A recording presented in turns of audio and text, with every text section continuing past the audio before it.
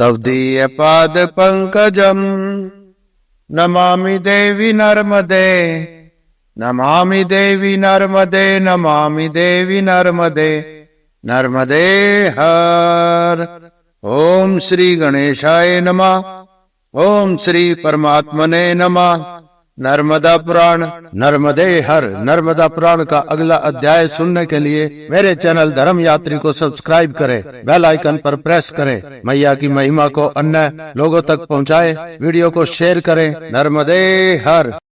नर्मदे हर 121वां अध्याय तीर्थ यात्रा परिक्रमा आदि विधान कथन। श्री मार्कंडेय जी ने कहा, पांडुनंदन, प्रधानता और संक्षेप में इन तीनों का वर्णन मैंने तुमसे कहा। विस्तार से इन तीन तीर्थों की संख्या वर्णन करने में मैं समर्थ नहीं हूँ। यह पवित्र नदी नर्मदा त्रिलोकी में प्रसिद्ध एवं सब नदियों में श्रेष्ठ है। भगवान शंकर की बड़ी प्रिय है। राजन, जो मनुष्य निरंतर श्री नर्मदा का मन से चिंतन करता है, वह पुरुष 100 चंद्रयान का उत्तम फल पाता है।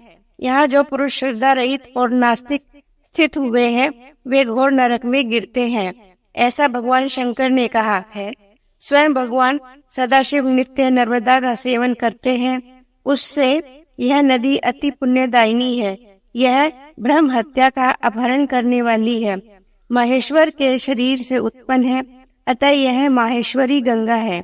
युधिष्ठिर, यह भारतवर्ष की दक्षिण गंगा भी है।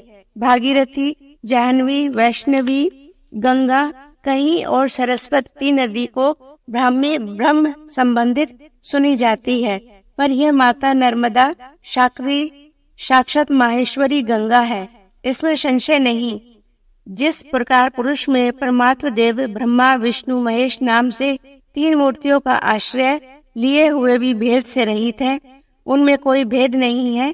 प्रथानंदन, उसी प्रकार तुम तीनों नदियों में मन से भेद मत करो। भरत वंशोत्पन्न राजन, यह नर्मदा के दोनों तटों पर स्थित वृक्षों पर और अंतरिक्ष में स्थित जल और स्थल पर हजारों लाखों करोड़ों तीर्थ विद्यमान है। उनका निर्णय करने में वाणी के ईश्वर बृहस्पति अथवा श्री महादेव भी समर्थ नहीं, फिर अन्य कोई क्या समर्थ हो सकता है। नर्मदा के स्मरण से 1 जन्म का, दर्शन से 3 जन्म का और स्नान से 7 जन्म का पाप नष्ट होता है। जिस पुरुष ने नर्मदा का स्नान किया है, उसने देव कार्य किया है, अग्नियों में विधि पूर्वक हवन किया है, चारों वेदों का अध्ययन कर डाला। अतः प्रधानता और संक्षेप से मैंने तुम्हें तीर्थ बताए हैं। कुंती नंदन, मैं इसका विस्तार से वर्णन करने और सुनने में भी समर्थ नहीं हूँ, अर्थात इसका वर्णन और श्रवण मेरी शक्ति से बाहर है। युधिष्ठिर ने पूछा, भगवान, आप मुझसे इस विषय में जो विधान हो वह तथा यम और नियम का भी वर्णन करे और प्रायश्चित के लिए यात्रा में क्या विधि है वह भी मुझसे कहें। श्री मार्कंडेय जी ने कहा, महाराज, जो परलोक में भी कल्याण करने वाला है, उस विषय में तुमने अच्छा प्रश्न किया है। तुम सावधान होकर सुनो। मैं अपनी बुद्धि के अनुसार तुमसे कहता हूँ, यह मनुष्य अनित्य शरीर से नित्य सुख देने वाले कर्म का भली भांति आचरण करे। ये प्राण अतिथि जन की भांति अवश्य में जाने वाले हैं। अपार धन से, दान रूपी सार रहित वाणी से, सत्य रूपी सार और व्यर्थ बीत जाने से सार रहित आयु से, कीर्ति धर्म रूपी सार एवं सार रहित शरीर से परोपकार रूपी सार का संग्रह करे। इस बड़े मोह से पूर्ण कढ़ा में काल देव सूर्य रूपी अग्नि से, रात्रि दिन रूपी ईंधन से और मास ऋतु रूपी कलछुल जिससे लोग कढ़ाई में साग आदि चलाते हैं, को चलाकर भूतों को पकाते हैं, यही बात है।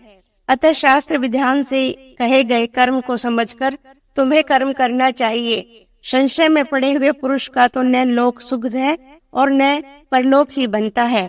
मंत्र, तीर्थ, देवतस, ज्योतिषी, औषधि और गुरु, इन सभी में जिसकी जैसी भावना होती है वैसी सिद्धि उसे होती है। कुंती नंदन, अश्रद्धा से किया गया हवन, दिया गया दान, किया गया तप और जो कुछ भी किया जाता है वह सब असत और निंदित कहा जाता है। वह न तो मरकर सुखद होता है और न यहाँ ही जो पुरुष शास्त्र की विधि का त्याग कर इच्छा अनुसार व्यवहार करता है, वह पुरुष न तो सिद्धि पाता है और न सुख परम गति तो होना ही क्या है। मनुष्यों के शरीर की शुद्धि करने वाले यहाँ अनेकों उपाय हैं, पर तीर्थ सेवन के समान अपने शरीर की शुद्धि करने वाला अन्य कोई उपाय नहीं है। शरीर की शुद्धि कृच्छ, चांद्रायण आदि से अथवा तीर्थों के सेवन से होती है। राजन, मनुष्य जब तीर्थ का उद्देश्य लेकर चलता है, तब देवगण, पितृगण, आकाशचोरी हुए बहुत हर्ष से पूर्ण होकर वे उसका अनुगमन करते हैं। अभ्युदय निमित्तक नांदी श्राद्ध करके देवता से, इष्ट बंधुओं से पूछकर, ब्राह्मणों की आज्ञा लेकर नियमों का ग्रहण करता हुआ भगवान विष्णु शंकर की शरण में प्राप्त हो। इस तीर्थ यात्रा में परिक्रमा में श्रेष्ठ राजन, एक बार भोजन, ब्रह्मचर्य, भूमि शयन, सत्य भाषण, दूसरे के अन्न का त्याग, प्रतिग्रह, दूसरे के दान का ग्रहण न करना, द्रोह, धोखेबाजी को छोड़कर साधु सरल वेश को धारण कर विनय से युक्त होकर जो पुरुष पाखंड और अहंकार से मुक्त होता है, वह पुरुष तीर्थ के फल को पाता है।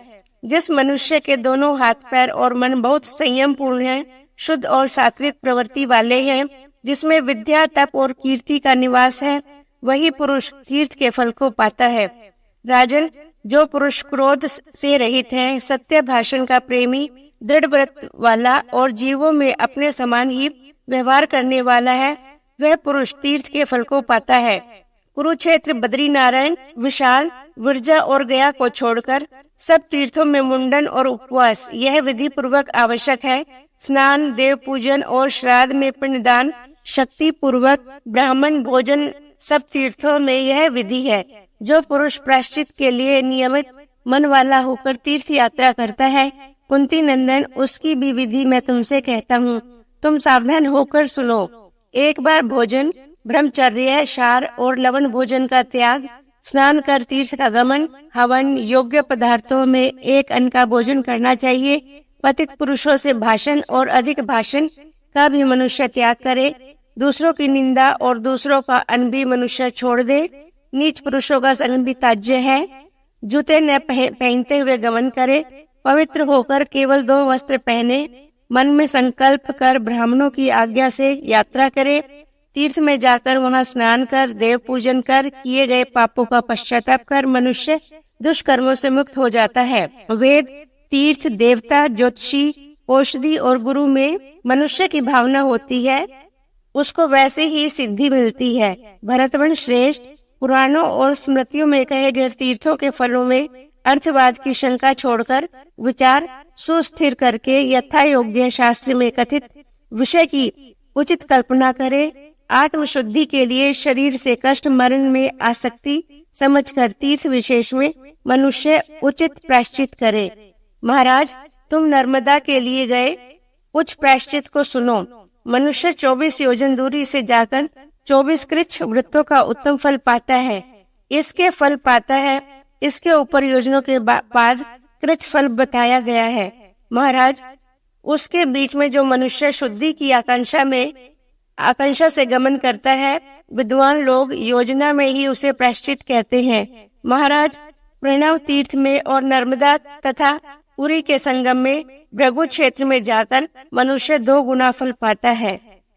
श्रेष्ठ राजन, देव नदी के संगम शूल भेद तीर्थ में पाधीन चौथाई कम द्विगुणित फल होता है। वैसे ही करजा संगम, अरंडी संगम, उसी प्रकार कपिला संगम से तथा कुब्ज नर्मदा के संगम के कुछ लोग 3 गुना फल कहते हैं। महाराज, ओमकार क्षेत्र में भी मनुष्य को 3 गुना फल मिलता है। युधिष्ठिर, नर्मदा के साथ अन्य नदियों के संगमों में कृच्छ, चांद्रायण का ढ्योढ़ा फल मिलता है, ऐसा वे प्राचीन आचार्य कहते हैं। नर्मदा और समुद्र के संगम में 3 गुना फल मिलता है। युधिष्ठिर, शुक्ल तीर्थ में कृच्छ का 4 गुना फल मिलता है। उत्तम मनुष्यों में श्रेष्ठ राजन, मनुष्य योजन 4 कोस के अनुसार 24 योजन चलकर मध्य में वहाँ बहुत समय तक जो वास करता है। पाप शुद्धि के लिए मनुष्य यदि पाखंड अहंकार से रहित होकर शुद्ध बुद्धि वाला होकर नर्मदा के सेवन से तत्पर होता है। कुंती नंदन युधिष्ठिर, इस प्रकार हमने प्रायश्चित के अर्थ, लक्षण और गोपनीय नर्मदा यात्रा का विधान कहा। युधिष्ठिर ने कहा, तुम मुझे योजना का प्रमाण बताओ। शुद्धि के कारण जिसे जानकर मेरा मन निश्चित और सावधान हो, क्योंकि मन ही शुद्धि का कारण है। श्री मार्कंडेय जी ने कहा, पांडुनंदन, योजना का प्रमाण मैं तुमसे कहता हूँ, तुम सुनो। और तीर्थ यात्रा के विशेष रूप से कृत से उत्पन्न विशेष धर्म को भी मैं कहूँगा। यव, जो के तिरछे 8 मध्य भाग अथवा 3 धान, यह 1 अंगुल का प्रमाण है। इस प्रकार के 12 अंगुल को विकसित बीता कहते हैं। 2 बीता को हाथ और 4 हाथ को धनुष कहते हैं। युधिष्ठिर, विशेषज्ञ लोग उसे ही दंड कहते हैं।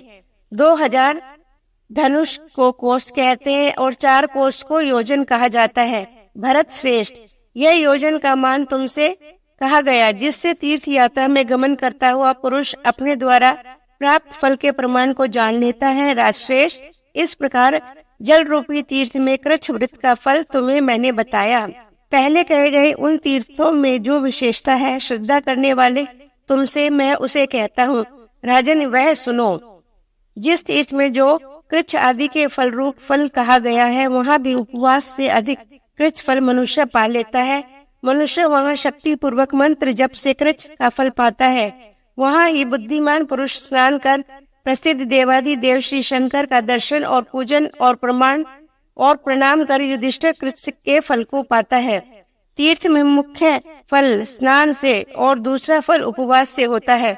वहाँ देव के दर्शन पूजन आदि से तृतीय फल, दिन रात शरीर की शक्ति के अनुसार जप के करने से चतुर्थ फल, सब तीर्थों में दूर से पंचम फल के समान कल्पित होता है। तीर्थ में स्थित मनुष्य सब फल पाता है। मनुष्य 4 कोस से कम दूरी पर स्थित होकर ददांश फल पाता है। कुंती नंदन, कहे गए फल में अन्यथा विचार नहीं करना चाहिए। उपवास पूर्वक महानदी में स्नान भोजन से पहले भी मनुष्यों को कृच्छ व्रत का फल देता है। 6 योजन अर्थात 48 कोस बहने वाली छोटी नदी, 24 योजना अर्थात 96 कोस तक बहने वाली नदी और इससे अधिक बहने वाली महानदी कहलाती है। 121वां अध्याय इति श्री नर्मदे हर। 122वां अध्याय परार्थ यात्रा के फल का कथन। युधिष्ठिर ने कहा, दूसरे के लिए तीर्थ यात्रा में जा रहे पुरुष को क्या फल होता है? मुनिश्रेष्ठ, कृपा से पूर्ण हृदय ब्राह्मण, वह फल किस रूप वाला और कैसा है, कहे। श्री मार्कंडेय जी ने कहा, दूसरे के लिए तीर्थ यात्रा करने वाले पुरुष को यात्रा से होने वाला जैसे जितना फल मिलता है, वह तुम मुझसे सुनो। राजन, यहाँ अपने से नीच वर्ण के लिए धन के लालच आदि किसी भी कारण से उत्तम वर्ण को तीर्थ यात्रा आदि कार्य नहीं करना चाहिए। महाराज, विद्वान मनुष्य स्वयं ही शरीर की शक्ति से अथवा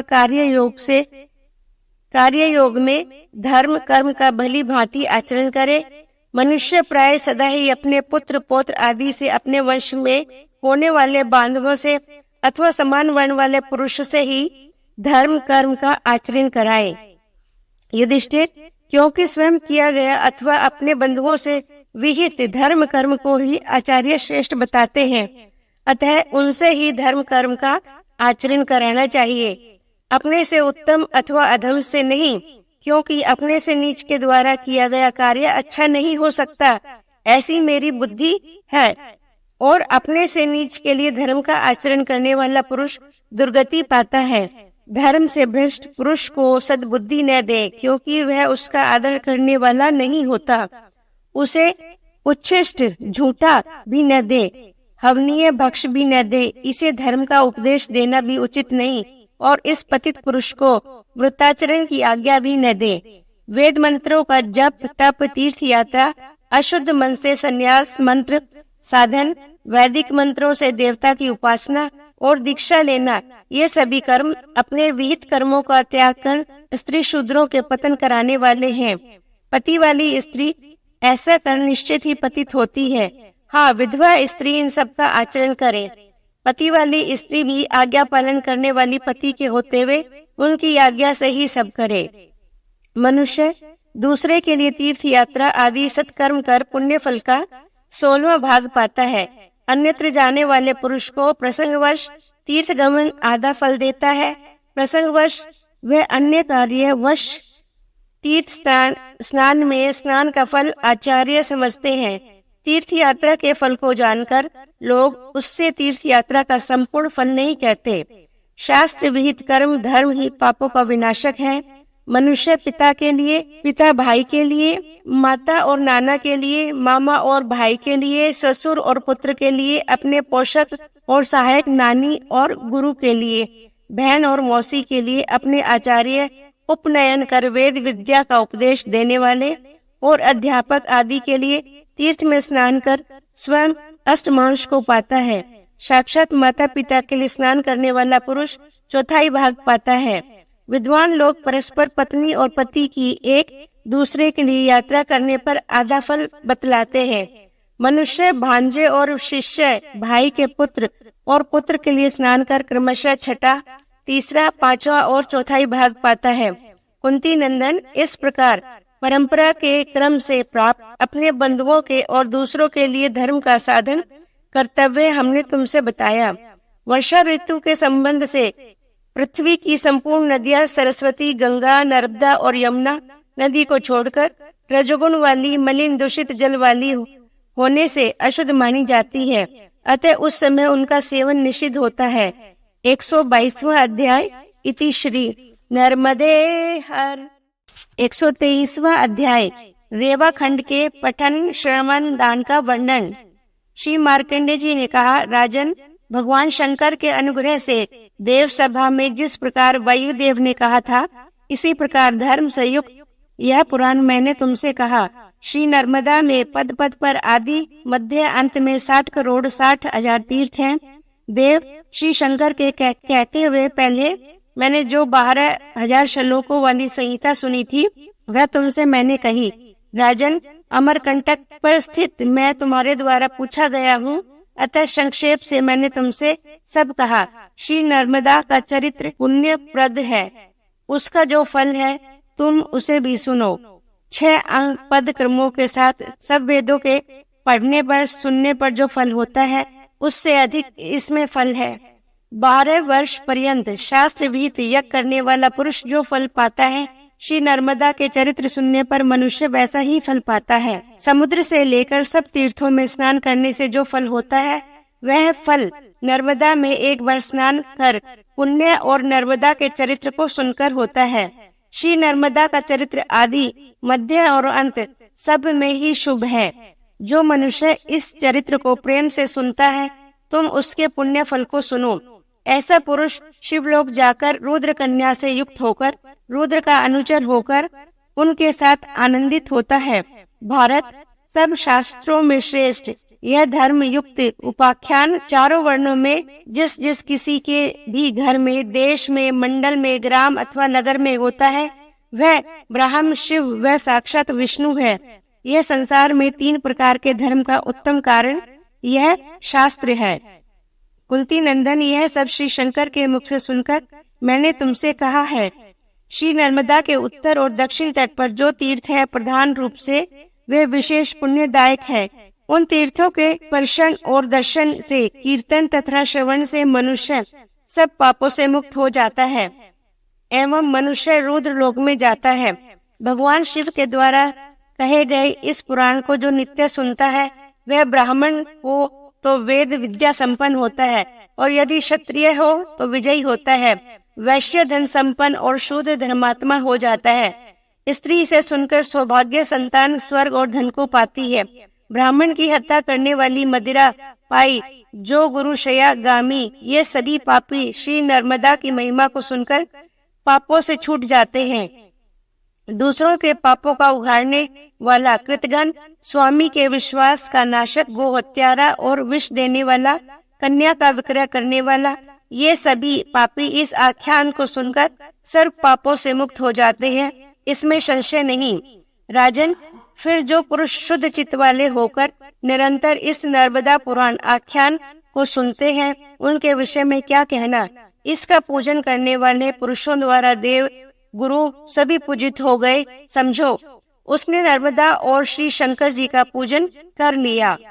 जिसने इस ग्रंथ का पूजन किया, उससे सब प्रकार से चंदन, फूल और भूषण आदि पावन भक्ति से पूजित हुआ। सब शास्त्र फल देने वाला है। सब शास्त्रों में इस संपूर्ण शुभ नर्मदा चरित्र को शुद्ध लिखकर जो पुरुष विद्वान पुरुष को देता है, वह पुरुष उत्तम सुखों को भोगकर उत्तम गति पाता है। श्री नर्मदा के सब तीर्थ में स्नान दान से जो फल मिलता है, वह पुरुष उस फल को पाता है, इसमें संशय नहीं। यह पुराण श्री शंकर जी के द्वारा कहा गया है। यह बहुत पुण्य फल का देने वाला है, स्वर्ग और पुत्र को देने वाला, धन और यश का देने वाला, कीर्ति को बढ़ाने वाला। जीवित पुरुष का यश और मृत पुरुष की कीर्ति कही जाती है। कुंती नंदन, यह पुराण पढ़ने और सुनने वाले पुरुषों के सब पापों का विनाशक, दुख दुस्वप्न का विनाशक, सब कर्मों की सिद्धि देने वाला है। इस पुराण के सुनने से शांति और कल्याण हो, सभी लोग रोग रहित हो, गौ और ब्राह्मणों का कल्याण हो, धर्म सबका आश्रय बने। तीर्थ सहित यह नर्मदा नरक का अंत करने वाली है। कुंती नंदन, नर्मदा सदा तुम्हें सुख दे। 123वां अध्याय इति श्री नर्मदे हर। 124वां अध्याय तीर्था बलि का वर्णन। सूत ने कहा, 7 कल्पों का स्मरण करने वाले मृणकंडु के पुत्र परम तीव्र बुद्धि वाले मार्कंडेय जी पांडु पुत्र युधिष्ठिर से ऐसा कहकर चुप हो गए। मान्य ब्राह्मणों, महर्षि मार्कंडेय जी ने युधिष्ठिर से जैसे कही, मैंने वैसी ही संपूर्ण उत्तम श्री नर्मदा की महिमा तुम सबसे कही है। श्री शंकर के शरीर से उत्पन्न सब जीवों को अभय देने वाली, विश्व को पवित्र करने वाली दिव्य नदी यह नर्मदा परम पुण्य देने वाली है।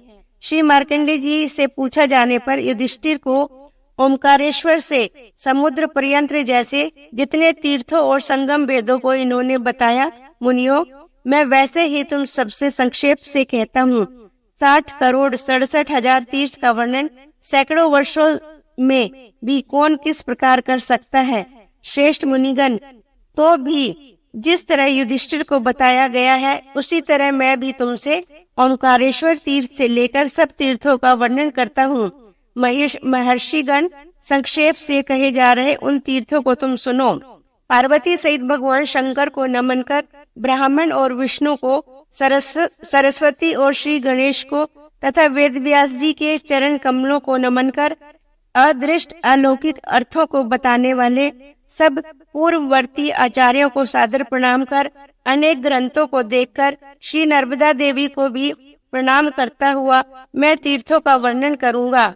ब्राह्मणों, विश्व रूप वाले, प्रणव स्वरूप, सबके रक्षक ब्रह्मा विष्णु, शिवात्मक सबकी आत्मा ओमकार के लिए मेरा नमन है, जिसका आरंभ कर मैं नर्मदा के तीर्थों का वर्णन करता हूँ।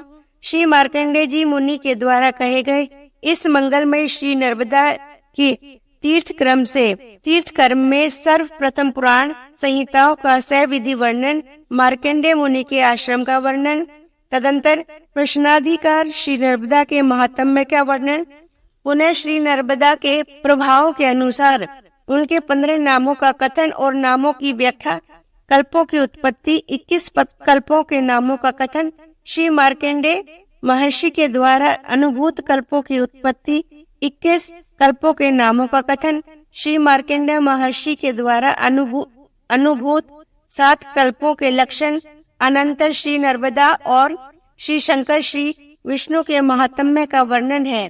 संहार का लक्षण, ओंकार की उत्पत्ति और उसका महात्म्य, अमरकंटक की महिमा का कथन, अमरेश्वर और सुंदर दारुवन, दारुकेश्वर तीर्थ और चरुकेश्वर तीर्थ, चरु का संगम, उसी प्रकार व्यतिपातेश्वर तीर्थ, पातालेश्वर तीर्थ और कोटि यज्ञ तीर्थ, वरुणेश्वर तीर्थ तथा 108 लिंगों का वर्णन, सिद्धेश्वर, यमेश्वर, इसके अनंतर ब्रह्मेश्वर, सारस्वत, अष्टरुद्र, सावित्री और सोम तीर्थ ब्राह्मणों, अनंतर महातीर्थ, शिव खात, यद्राव्रत, उत्तम महाव्रत तीर्थ, अनंतर सूर्याव्रत तीर्थ, इसके आगे पिपलाव्रत और पिपलों का संगम, अमरकंटक का महात्म्य, कपिला का कथन, पुण्य विशिल्पा संगम, करमर्दा संगम, करमेदेश्वर तीर्थ और बहुत उत्तम चक्र तीर्थ, नीलगंगा का संगम, त्रिपुरासुर का विनाशक तीर्थ और दोनों का कथन, मधुक तृतीयाव्रत, अत्सरेश्वर तीर्थ, देहत्याग विधि, ज्वालेश्वर तीर्थ और ज्वाला संगम, शुक्र तीर्थ, कुशाव्रत और हंस तीर्थ, अम्बरीश एवं महाकालेश्वर, मातृकेश्वर तीर्थ, ढंकतंग का वर्णन, वहाँ भैरव का महात्म्य, चपलेश्वर का वर्णन, चंडपाणी का महात्म्य, कावेरी संगम, कुबरेश्वर तीर्थ और वाराही संगम, चंडेश्वर पुण्यप्रद अरंडी संगम और उत्तम अरंडेश्वर पितृ तीर्थ और उसके समीप ओंकार की उत्पत्ति, श्रेष्ठ मुनियों 5 लिंग का और ओंकार का महात्म्य वर्णित है। कोटि तीर्थ का महात्म्य, काकहृत जम्बुकेश्वर तीर्थ, तदंतर सारस्वत तीर्थ, कपिला संगम तथा उसी प्रकार कपिलेश्वर तीर्थ, दैत्यसूदन तीर्थ, चक्र तीर्थ, वामन तीर्थ, कपिला संगम तीर्थ में पूर्व की ओर 1 लाख तीर्थ, ऐसा आचार्य जानते हैं। मुनियों ने स्वर्ग और नरक का भी लक्षण कहा है। शरीर की स्थिति, गोदान की विधि, अशोकमणि का तीर्थ, मतंग महर्षि के आश्रम का वर्णन, ओमकारेश्वर तीर्थ, श्रेष्ठ मतंगेश्वर, पुण्य मृगवन मनोरथ तीर्थ, अंगारगर्ता का संगम और उत्तम अंगेश्वर, मेघवन तीर्थ, देवों के नामों का कथन, कुब्जा संगम, कुब्जेश्वर तीर्थ, बिल्वाभ्रत और पूर्णद्वीप, पुण्य कीर्तन वाला हिरण्य गर्भा का संगम, द्वीपेश्वर, नाग तीर्थ और पुण्यदायक यज्ञेश्वर तीर्थ, मांडव्य आश्रम तीर्थ, विशोका संगम, वैगीश्वर तीर्थ और वागु संगम, सहस्त्रावर्त और सौगंधित तीर्थ, सरस्वती संगम तथा उत्तम ईशान तीर्थ, 3 देवताओं का तीर्थ, पश्चात शूलखात, ब्रह्मोद, शंकर सौम्य एवं सारस्वत तीर्थ, सहस्त्र यज्ञ तीर्थ, कपाल मोचन, अग्नि तीर्थ और नर्मदा समुद्र के संगम में विमलेश्वर तीर्थ। महर्षियों, इस प्रकार मैंने इन पुण्य तीर्थों का वर्णन मैंने तुमसे किया। यह पुण्य तीर्थ रूपा मुक्ता पंक्ति तट रूप रज्जुष से गुथी हुई है। तट रूप रस्सी से गुथी यह पुण्य तीर्थ मुक्तावली महर्षि मार्कंडेय जी द्वारा रचित नर्मदा के जल से शोधित होकर सत्पुरुषों की शोभा के लिए और सब लोगों के लिए है। यह अज्ञान रूपी अंधकार को शांत करने वाली है। धर्म के चाहने वाले पुरुषों को सदा इसको धारण करना चाहिए। एक बार इसका पाठ कर मनुष्य अपने दिन रात्रि के पाप को शीघ्र ही नष्ट कर देता है। 3 काल पाठ कर 1 मास के पाप को नष्ट करता है। भगवान श्री शंकर जी के सामने पाठ कर 3 मास के पाप को नष्ट करता है। 1 मास पाठ कर 1 वर्ष के पाप और इस अध्याय का 1 वर्ष पर्यंत पाठ कर 100 वर्ष के पाप को नष्ट करता है। श्राद्ध के समय भोजन कर रहे ब्राह्मणों के सम्मुख उपस्थित होकर इस पुण्य समूह का पाठ करता हुआ मनुष्य गया श्राद्ध के करने का फल पाता है। देवों के पूजन समय श्रद्धा से देवों के सम्मुख पढ़ते हुए मनुष्य सब देवों को प्रसन्न कर लेता है और संपूर्ण कुल को पवित्र कर देता है। श्रेष्ठ मुनियों, श्री नर्मदा के दोनों तटों पर रहने वाली यह पुण्य तीर्थावली मैंने तुम्हें बताई। निष्पाप मुनियों, तुम वैसा ही सुनो समझो। 124वां अध्याय इति श्री नर्मदे हर। 125वां अध्याय तीर्थ संख्या का वर्णन। श्री सूत जी ने कहा, श्रेष्ठ ऋषियों, उसी प्रकार मैं तुमसे तीर्थों के उस समूह का वर्णन करता हूँ जिन पूर्वोक्त तीर्थों के द्वारा तीर्थ समूह का एकत्रित वर्णन हो गया है। उन तीर्थों का पृथक पृथक वर्णन भक्तिमान पुरुषों के लिए शुभ और आनंददायक है। पहले पूछे रहे राजा युधिष्ठिर से मृकंड पुत्र मार्कंडेय जी ने जैसे तीर्थों के समूह का वर्णन किया है, मैं वैसे ही तीर्थ राशि का पृथक वर्णन करता हूँ।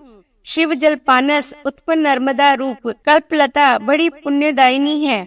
यह दोनों तटों पर स्थित तीर्थ रूपी फूलों से पुष्पित कल्याणकारिणी जिस नर्मदा के पुण्य गंध की शोभा से संपूर्ण त्रिलोकी सुगंधित है, उस पुण्य रस के आस्वादन करने वाले उत्तम भ्रार के रूप में बुद्धिमानों में श्रेष्ठ मुनि मार्कंडेय जी है। तीर्थों के गुच्छों से विचित्र वर्णन वाली उस पुण्य पुष्प माला को भृगुकुल श्रेष्ठ मुनि मार्कंडेय निरंतर धारण करते हैं।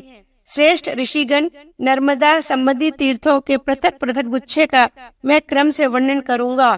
ओमकार तीर्थ से लेकर पश्चिम समुद्र पर्यंत पापों के विनाशक नदियों के 35 संगम हैं। उत्तर तट पर 11 और दक्षिण तट पर 23। 35वां नर्मदा समुद्र संगम परम श्रेष्ठ है। श्रेष्ठ ब्राह्मणों, इस प्रकार श्री नर्मदा के दोनों तटों पर संगमों के साथ 400 तीर्थ प्रसिद्ध हैं। वहाँ 333 शिव तीर्थ है। श्रेष्ठ पुरुषों, उनमें से व्यक्तिगत मैं तुमसे कहता हूँ, तुम उन्हें सुनो। श्रेष्ठ मुनिगण, उनमें 10 मार्कंडेय तीर्थ हैं, इस सूर्य और 9 कपिलेश्वर हैं। चंद्रमा के द्वारा स्थापित 8 और उतने ही नर्मदेश्वर, 8 कोटि 7 सिद्धेश्वर हैं, 7 नागेश्वर नर्मदा के दोनों तटों पर सभी स्थित हैं। अग्निदेव के द्वारा स्थापित 7 और 7 आवर्तक, 5 केदारेश्वर, 5 वरुणेश्वर, 5 देव, 4 यमेश्वर, 4 दारुकेश्वर, गौतमेश्वर 3, रामेश्वर 3, कपालेश्वर 3, हंस 3, मोक्ष और 3 विमलेश्वर और सहस्त्र यज्ञ भी 3 ही है। ऐसा मुनि ने कहा। प्रसिद्ध 3 भीमेश्वर, 3 स्वर्ण, 2 धोतपाप, 2 कंजेश्वर, 2 ऋणमोचन तथा 2 शकंदेश्वर ब्राह्मणों, दशादश्वमेघ, 2 नंदी, 2 कामेश्वर, 2 भृंगु, 2 पराशेश्वर, 2 अयोनि संभव, 2 व्यासेश्वर, 2 पितृ भी कहे गए हैं, 2 नंदीकेश्वर स्मरण किए गए हैं, 2 मारुतेश्वर, 2 ज्वालेश्वर, 2 शुक्ल पुण्यदायक, 2 अप्सरेश्वर, 2 पिपलेश्वर, 2 मंडबेश्वर नामक भृंगु वंश श्रेष्ठ। उसी प्रकार 2 पिपेश्वर भी कहे गए हैं। ब्राह्मणों शेष 19 सा, ये सभी तीर्थ शिव से संबंधित है। श्रेष्ठ मुनियों, अब तुम कहे जा रहे विष्णु तीर्थ, ब्रह्म तीर्थ और शक्ति तीर्थ भी क्रमशः सुनो।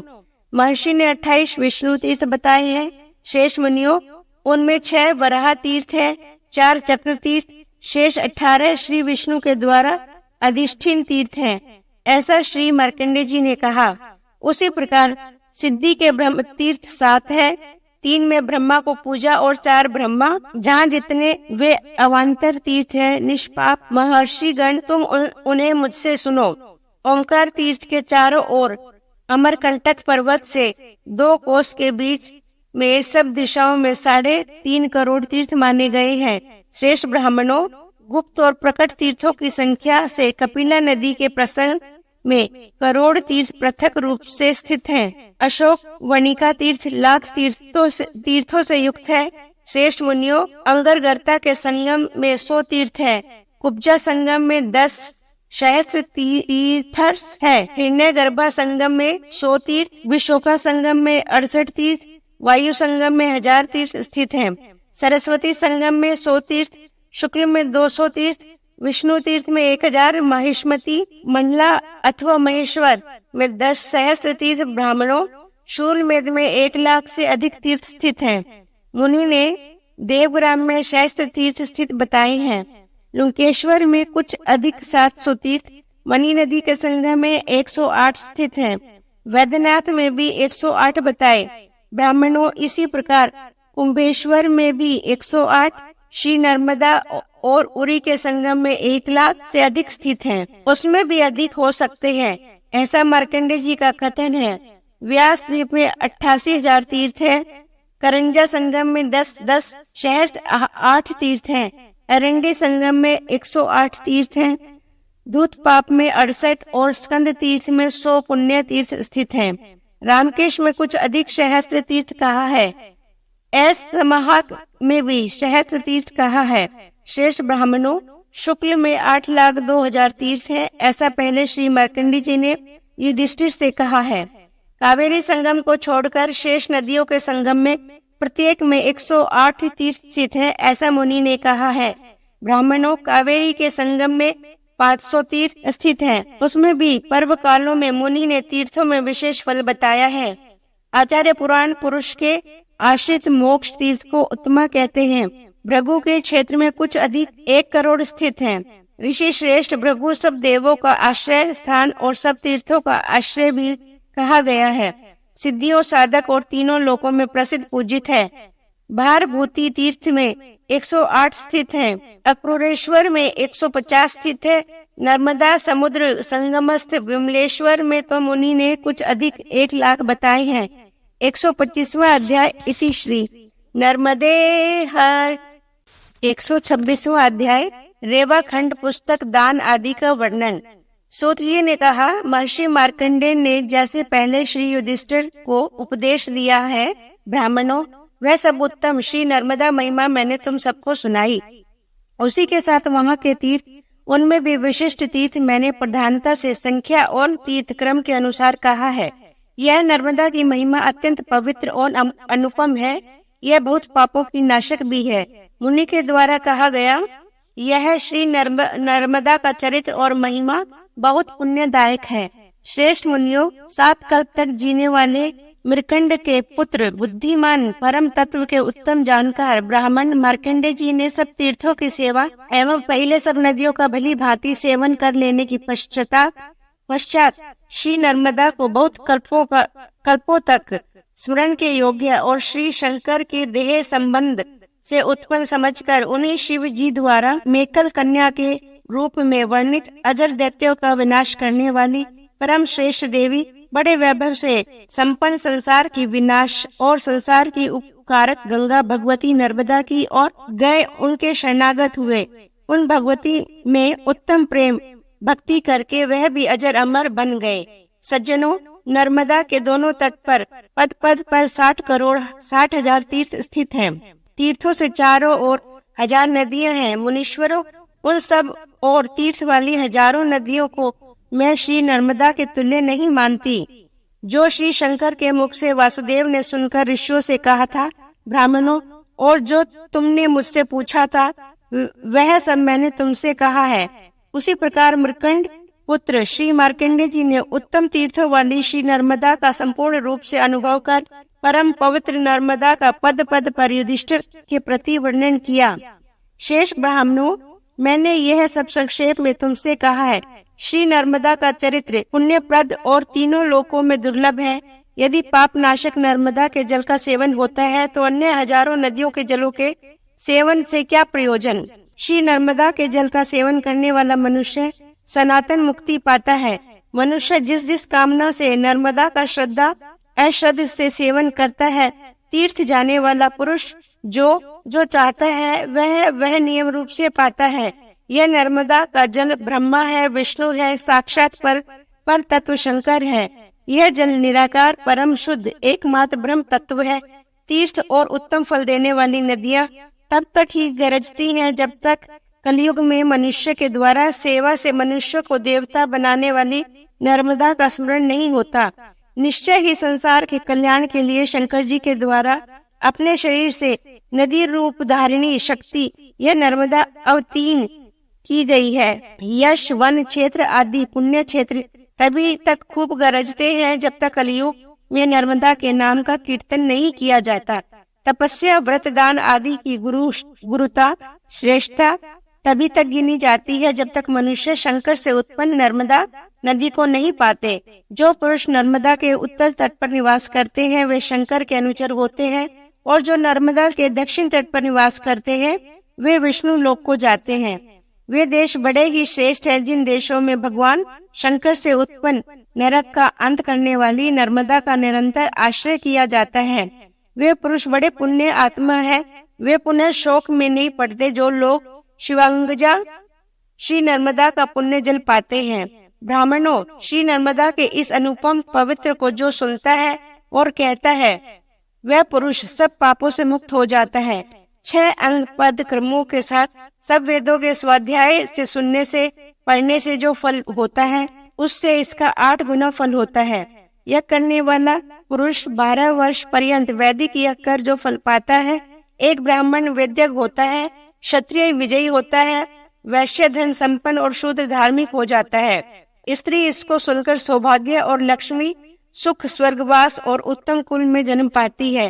प्रेम का भंग करने वाला अर्थात रस का भेदन करने वाला, कृतघ्न, स्वामी द्रोही, मित्र से बचना करने वाला, गाय की हत्या करने वाला, विष देने वाला, कन्या का विक्रय करने वाला, ब्राह्मण की हत्या करने वाला, मदिरा पीने वाला, सोने आदि की चोरी करने वाला, गुरु पत्नी गामी भी जो पुरुष वर्ष भर नर्मदा का चरित्र को सुनते हुए उनका सेवन करता है वह पुरुष सब पापों से मुक्त हो जाता है।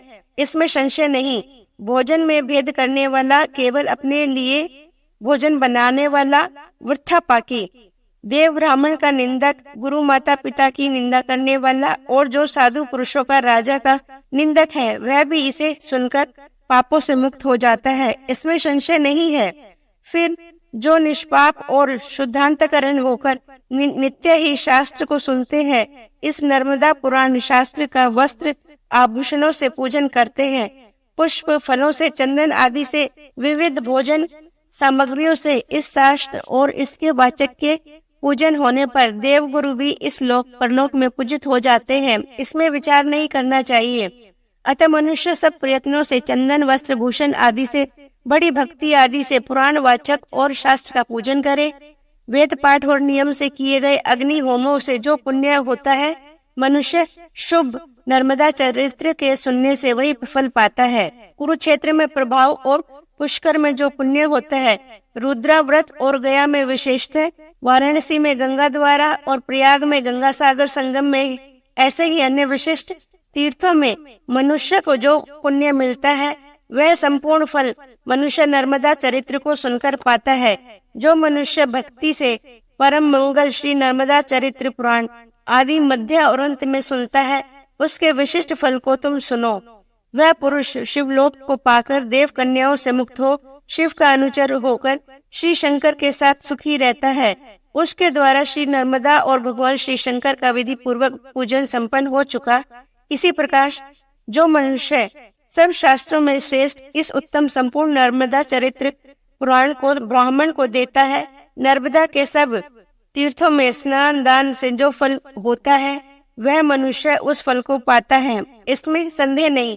भगवान शंकर के द्वारा कहा गया यह पुराण बड़े पुण्य फल को देने वाला है, स्वर्ग देने वाला, पुत्र देने वाला, धन और यश को देने वाला तथा मरने पर कीर्ति का बढ़ाने वाला, धर्म मार्ग में लगाने वाला, आयु को बढ़ाने वाला, अनुपम दुख और स्वप्न का विनाशक, यह पुराण पढ़ने सुनने वाले पुरुष की सब कामनाओं एवं सब अर्थ सिद्धियों को देने वाला है। जिस पुरुष के द्वारा दिए गए इस पुण्य पुराण को ब्राह्मण बांटते हैं, उस पुरुषों पुराण के अक्षरों की संख्या के समान वर्ष पर्यंत शिवलोक में स्तुति होती है। इस प्रकार परम श्रेष्ठ श्री सूत जी के द्वारा श्री शंकर जी श्री मुख से प्राप्त कर वायुदेव के द्वारा प्रथम जो वर्णित हुआ था, त्रिलोकी के लोगों के समक्ष यह नर्मदा का चरित्र कहा गया। 126वां अध्याय इति श्री नर्मदे हर।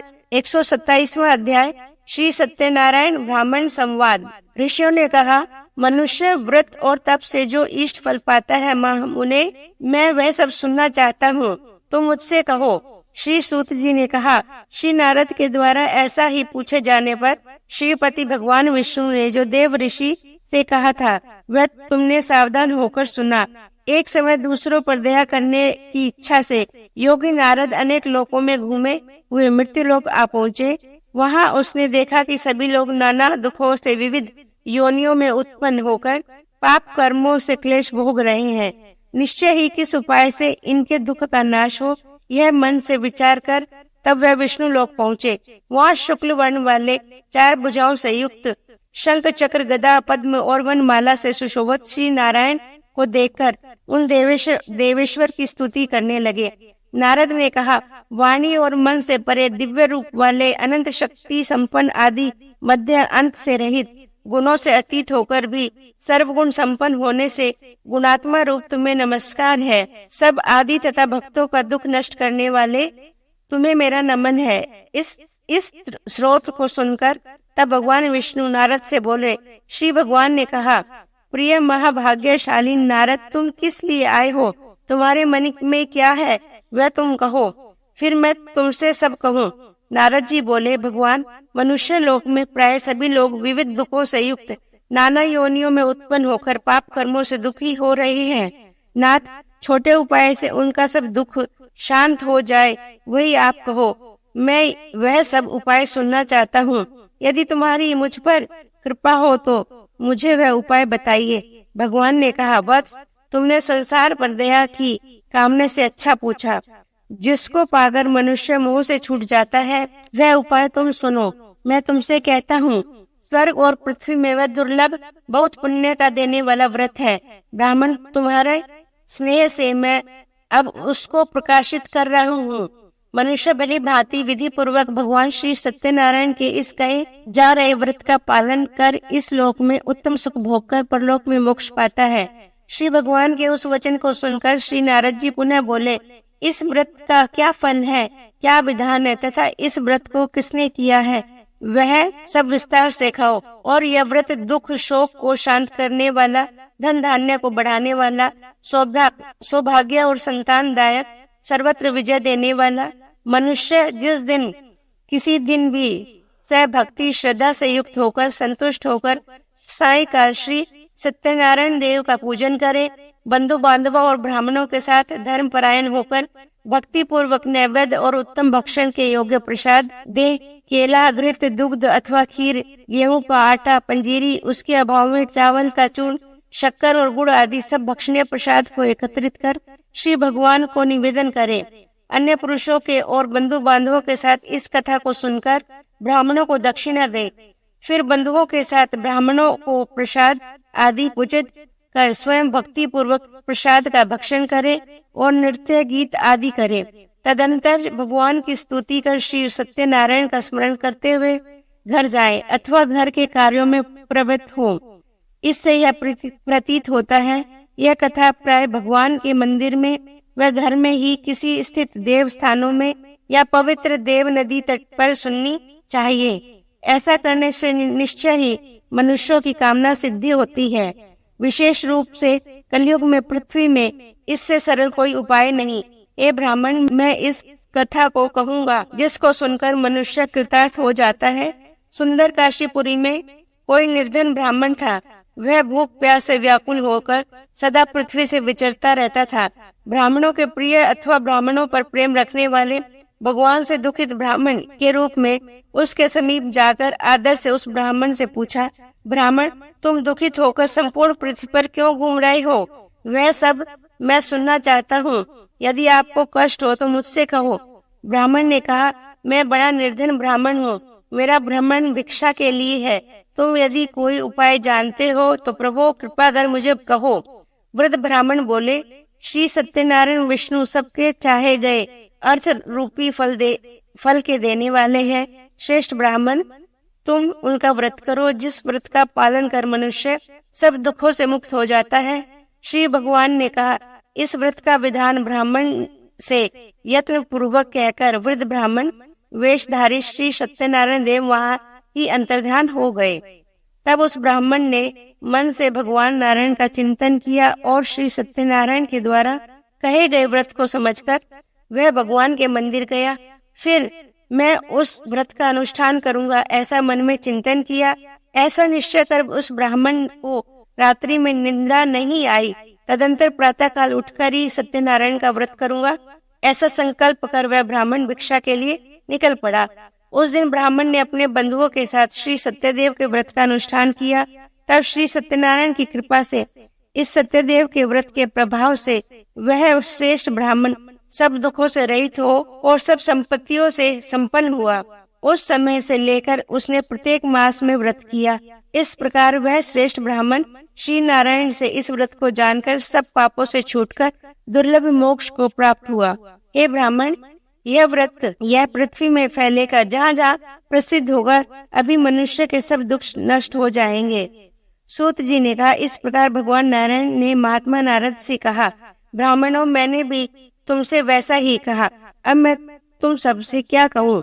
127वां अध्याय इति श्री नर्मदे हर। नेक्स्ट वीडियो के लिए मेरे चैनल धर्म यात्री को सब्सक्राइब करें, बेल आइकन पर क्लिक करें, वीडियोस लाइक और शेयर करें, कमेंट्स करें